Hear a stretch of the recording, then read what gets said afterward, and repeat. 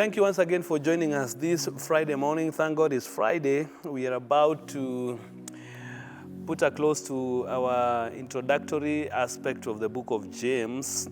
And today we are going to be handling a very interesting concept of understanding that trials and temptations also have got an eternal value to it, as we are going to be checking out in today's engagement. Eternal Father, we thank you because of the grace throughout the week. Dear Father, you have helped us to navigate through the introductory aspect of the book of James. Release the kind of wisdom and revelation today in Jesus' name. Verse number 12 of the book of James says, "Blessed is the man who endures temptation. Blessed is the man who endures temptation. For when he has been approved, he will receive the crown of life." When he has been approved, he will receive the crown of life. Very interesting discussion right there. As we are going to be looking at today, the importance of looking at trials from an eternal value, because trials and temptations have got its own eternal value, which sometimes we underestimate the power of trials and temptation when we don't look at it from the ultimate intended goal. That's why we read in verse number 12 that blessed is the man who endures temptation, for when he has been approved, he will receive the crown which the Lord has promised to those who love him.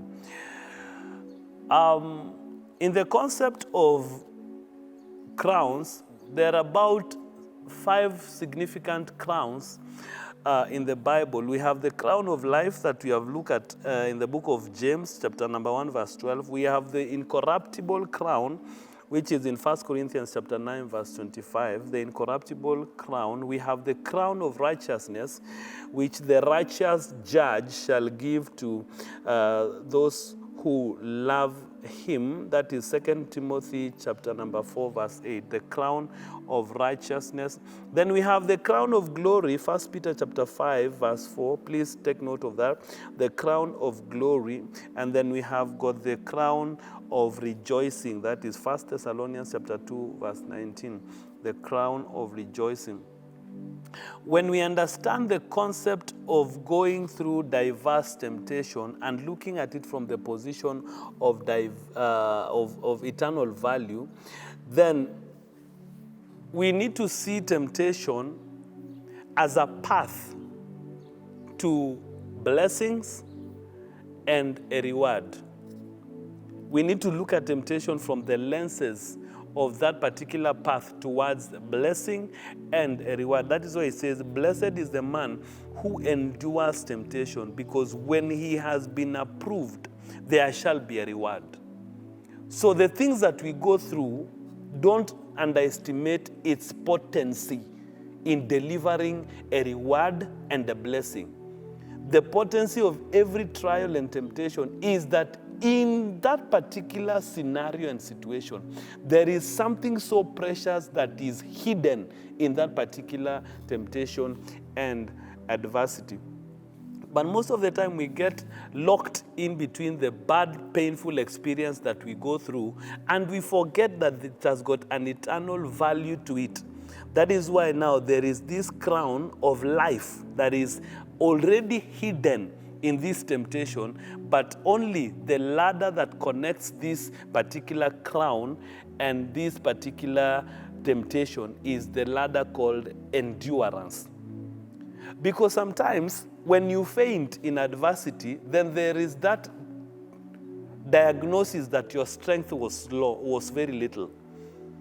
If you faint in the day of adversity, then at least the diagnosis is that the strength that you had was quite low.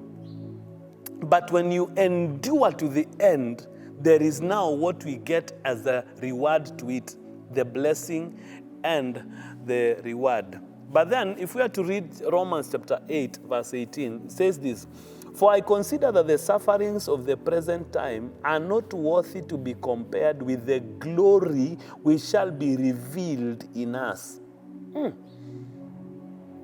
I consider that the sufferings of these present times are not worthy to be compared with the glory which shall be revealed in us. What we face, what we go through, the painful experiences they are not anywhere near. They are not anywhere near with the glory that shall be revealed. That statement sometimes may appear as though it is insensitive to the experiences that people go through.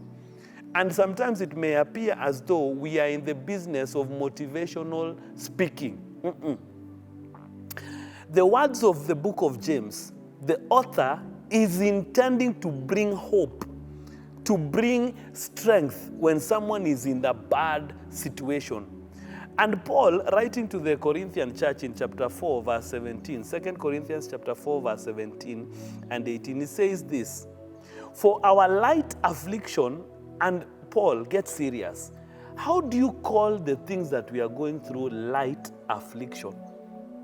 He's referencing that statement because what he's calling light affliction, believe you me, he never, according to the standardization of what he went through, it's nothing close to what he's calling and describing as light.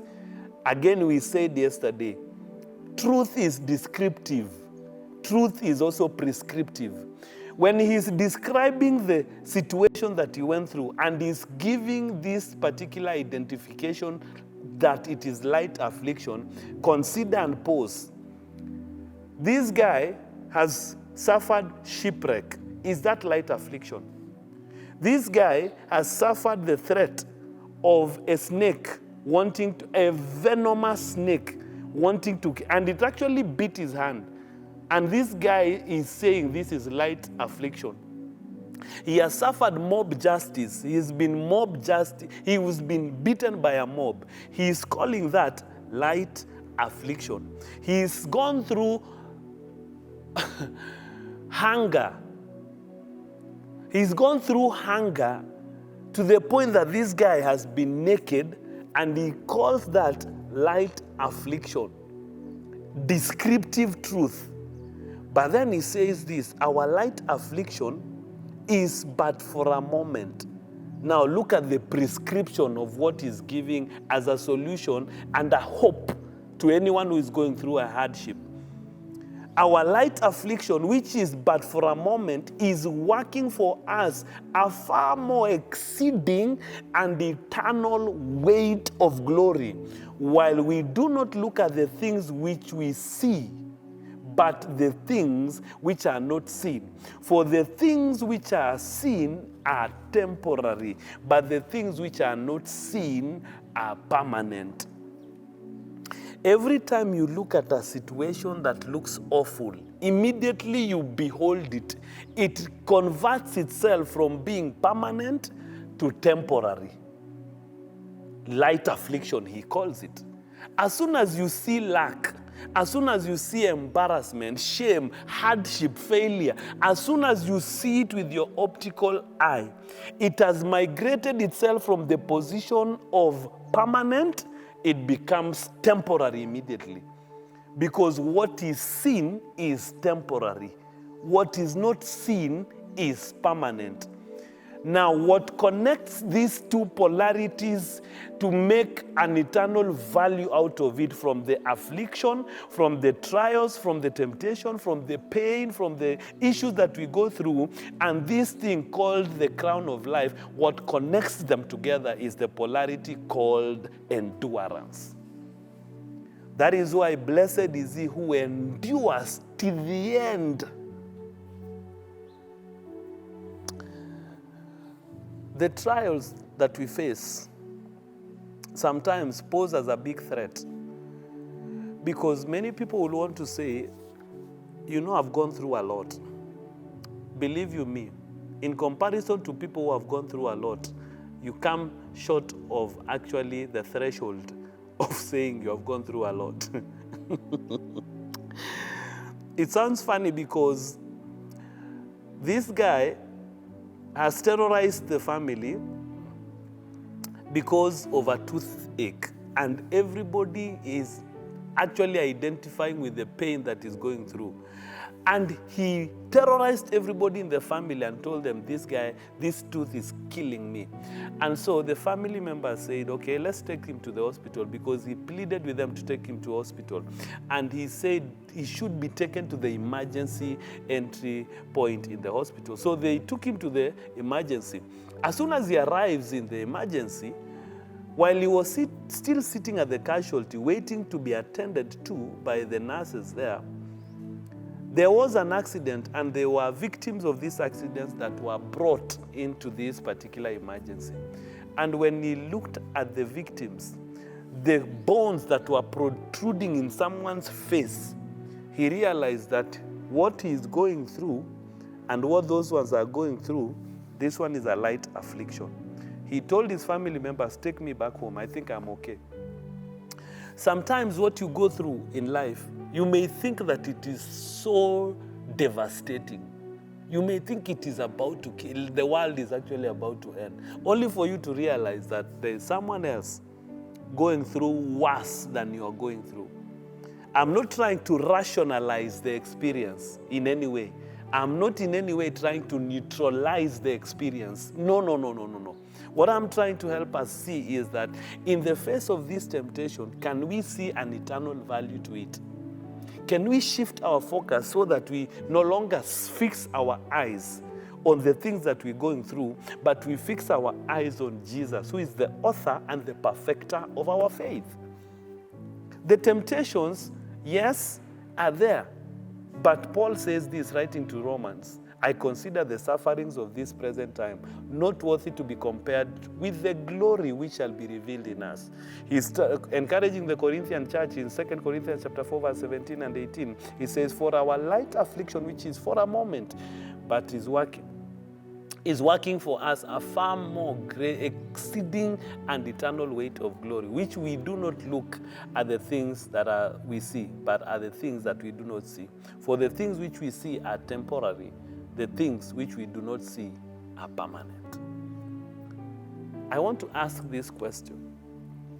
For how long are we going to be fixing our eyes on our problems, and then we shift our focus from the possibility of God in us, and then now we look at the problem and see doom? Every problem is an opportunity to display God's ability. Every challenge, every adversity, every temptation is actually an opportunity to display God's ability. Now unto him who is able to do exceedingly abundantly above all that we could ever ask, think, or imagine. And then he says, according to the power that is at work in us. This power that is at work in us is only made visible and displayed in the place and the platforms of adversity, challenges, and trials and temptations.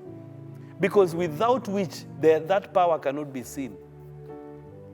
Without these experiences, that power can never be seen. If anything, that power remains dormant. It is still domiciled in you up until it is provoked by a challenge. Many people never believed that they could own homes until COVID happens. Now they are home owners. There are people who never believed that they will get married during that season, but actually it was a blessing to many people who got married during that season because the budgets were low. Every time you see traffic jam, it's a blessing to the person selling. I'm not advocating for recklessness or lawlessness, but not every situation is a disadvantage. The traffic jam is an advantage to the hawker. The floods is also an advantage to someone who will see an opportunity. There's this guy who went was it India? I heard of this story. Went to India and he saw the kids that were walking barefoot. And the person had pity and compassion, and he felt sorry for the kids who were walking barefooted. But then another person went to the same scenario and saw an opportunity to sell them cheap plastic sandak shoes. If you remember sandak, then you know how old. In every adversity, based on what you see can see doom, you can see disadvantage, you can see failure, you can see you are done. But in the same scenario, someone will come and see opportunity. The difference now is the capacity built over time. Your problem is someone else's funny joke. When you're telling there's this story of this guy who went to the prayer, and two guys, one was in the prayer meeting, and this other one was very loud, extremely loud in his prayer, and he was running up and down the auditorium praying very loudly, but he was trusting God for 5,000. And then there's another man who was praying at the corner, and he really wanted to, have that stillness in the atmosphere, that he may actually get the wisdom that he was looking for, because he had a challenge, and this challenge was worth 20 million. So he called this brother aside and asked him, are you okay? What's going on? And this brother told him, my rent is due and I'm trusting God for 5,000. And he was praying loudly. And this brother told him, okay, here is 5,000. Can you move away from here? Go and pay your house. In other words, he was getting rid of the noise, that he can now have the atmosphere of stillness. Both are challenges, but different approaches and response. Blessed is the man who endures temptation, for he has been approved. For when he has been approved, he will receive the crown of life, which the Lord has promised to those who love him. I pray that this particular episode is a blessing to us, that we are going to gain the stamina to endure hardship like a good soldier. Paul tells Timothy, endure hardship like a good soldier. Because nobody, having been enlisted in the force, does not engage with civilian affairs. There are matters that are of civilian nature, but there are matters that are of a soldier's nature. You have been singing, I'm a soldier in the army. Do you think soldiers will go through cheap stuff? If you are a soldier in the army of God, you go through hard stuff. But then the end goal is that you will come out victoriously, stronger, and better. Eternal Father, I thank you because this begins a new journey for somebody, to see adversity as an opportunity, to see challenges as a means to an end in terms of eternal value to it. Thank you because of the crown of life that we are going to receive, having endured to the end. Bless each and every one of us. Bless the weekend. In Jesus' name. See you on Monday as we continue.